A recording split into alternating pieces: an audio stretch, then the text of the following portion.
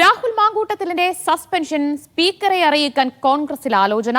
അന്തിമ തീരുമാനം ഉടനെടുക്കും. രാഹുൽ സഭയിൽ വരുന്നതിൽ സ്വന്തം നിലയ്ക്ക് തീരുമാനിക്കട്ടെ എന്നാണ് നേതൃത്വത്തിന്റെ നിലപാട്.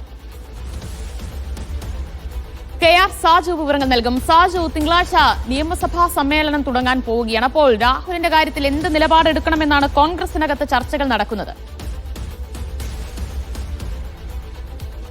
ദിവ്യ, രാഹുൽ മാങ്കൂട്ടത്തിനോട് എ ഗ്രൂപ്പിലെ ചില നേതാക്കൾക്ക് മമതയുണ്ടെങ്കിലും VD സതീശനാണ് അടക്കമുള്ള പ്രതിപക്ഷ നേതാവ് അടക്കമുള്ളവർ വഴങ്ങാൻ ഒരു തരത്തിലും തയ്യാറല്ല.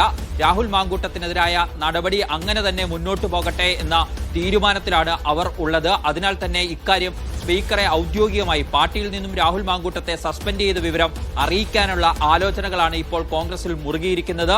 KPCC അധ്യക്ഷൻ സണ്ണി ജോസഫ് മറ്റ് നേതാക്കളുമായി ആശയവിനിമയം നടത്തും. അതിനുശേഷം പ്രതിപക്ഷ നേതാവ് VD സതീശൻ തന്നെ സ്പീക്കർക്ക് കത്ത് നൽകിയേക്കും. തിങ്കളാഴ്ചയാണ് നിയമസഭാ സമ്മേളനം ആരംഭിക്കുന്നത്. അതിനു മുന്നോടിയായി കത്ത് നൽകാനാണ് ഇപ്പോൾ നടക്കുന്ന ചർച്ചകൾ. അങ്ങനെ കത്ത് നൽകിക്കഴിഞ്ഞാൽ രാഹുൽ മാങ്കൂട്ടത്തിന് പിന്നീട് പ്രത്യേക ബ്ലോക്കായി നിയമസഭയിൽ ഇരിക്കേണ്ടി വരും. അങ്ങനെ വരുമ്പോൾ രാഹുൽ മാങ്കൂട്ടത്തിനെതിരെ ഭരണപക്ഷത്ത് നിന്നും ആരോപണങ്ങൾ ഉന്നയിക്കപ്പെട്ടാലും അത് പ്രതിപക്ഷം തങ്ങളുടെ ഭാഗമല്ല രാഹുൽ മാങ്കൂട്ടം എന്ന നിലപാട് സ്വീകരിക്കാൻ പറ്റും. കോൺഗ്രസിന്റെ പാർലമെന്ററി പാർട്ടിയുടെ ഭാഗമല്ല എന്ന വാദം നേരത്തെ തന്നെ കോൺഗ്രസ് ഉന്നയിച്ചു കഴിഞ്ഞു. കത്ത് കൊടുത്താൽ ഔദ്യോഗികമായി തന്നെ ആ നിലപാട് സ്വീകരിക്കാൻ കഴിയും. രാഹുൽ മാങ്കൂട്ടത്തെ ഏതെങ്കിലും അർത്ഥത്തിൽ സംരക്ഷിച്ചുകൊണ്ട് തങ്ങൾ കൂടി രാഷ്ട്രീയമായി വെട്ടിലാവേണ്ടതില്ല എന്ന നിലപാടിലാണ് VD സഭാ സമ്മേളനം ചേരുമ്പോൾ ആഭ്യന്തര വകുപ്പിനെതിരെ സർക്കാരിനെതിരെയൊക്കെ നിരവധി വിഷയങ്ങൾ പ്രതിപക്ഷത്തിന്റെ കൈവശമുണ്ട്, ശക്തമായി തന്നെ ഉയർത്താൻ. പക്ഷേ രാഹുൽ എത്തിക്കഴിഞ്ഞാൽ അതെല്ലാം ഈ രാഹുൽ മാങ്കൂട്ടത്തിൽ വിവാദത്തിൽ അവസാനിക്കും. ഒടുവിൽ എല്ലാ വിഷയങ്ങളും രാഹുലിനെതിരെ തിരിയും എന്നൊരാശങ്കയുണ്ടോ കോൺഗ്രസിനുള്ളിൽ?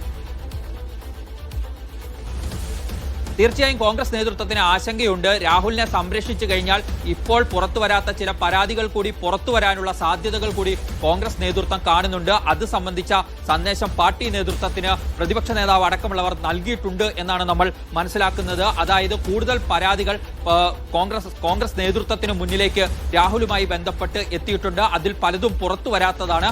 അത്തരം പരാതികൾ പുറത്തു വന്നാൽ വരാനിരിക്കുന്ന തെരഞ്ഞെടുപ്പുകളെ കൂടി ബാധിക്കുമെന്ന് കോൺഗ്രസ് നേതൃത്വം തിരിച്ചറിയുന്നുണ്ട്. നിയമസഭയിൽ ഭരണപക്ഷത്തിനെതിരെ പോലീസ് മർദ്ദനമടക്കമുള്ള മൂർച്ചയേറിയ ആയുധങ്ങൾ പ്രതിപക്ഷത്തിന്റെ പക്കലുണ്ട്. അതൊന്നും യുക്തിപൂർവ്വം ഉപയോഗിക്കാൻ കഴിയാത്ത അവസ്ഥ വരും. എല്ലാം രാഹുലിൽ കെട്ടി മറിയുന്ന അവസ്ഥയിലേക്ക് കാര്യങ്ങൾ എത്തുമെന്ന് പ്രതിപക്ഷ നേതാവ് അടക്കമുള്ളവർ തിരിച്ചറിയുന്നു. അതുകൊണ്ടാണ് കടുത്ത സമീപനം സ്വീകരിക്കുന്നത്. പക്ഷേ രാഹുൽ മാങ്കൂട്ടം നിയമസഭയിൽ എത്തുന്നത് ഔദ്യോഗികമായി തടയാൻ പ്രതിപക്ഷത്തിനാവില്ല.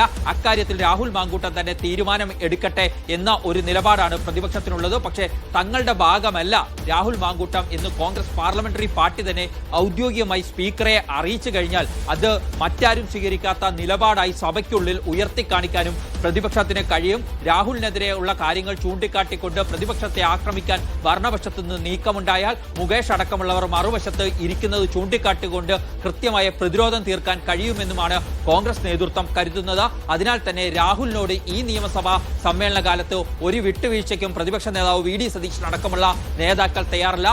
പ്രത്യേകിച്ച് നേതാക്കളെ ലക്ഷ്യമിട്ടുകൊണ്ട് രാഹുൽ അനുകൂലികൾ നടത്തിയ സൈബർ വേട്ട കൂടുതൽ തിരിച്ചടികളിലേക്ക് രാഹുൽ മാങ്കൂട്ടത്തിന് ഇടയാക്കുന്നു എന്നുള്ളതാണ് വസ്തുത. ദിവ്യ.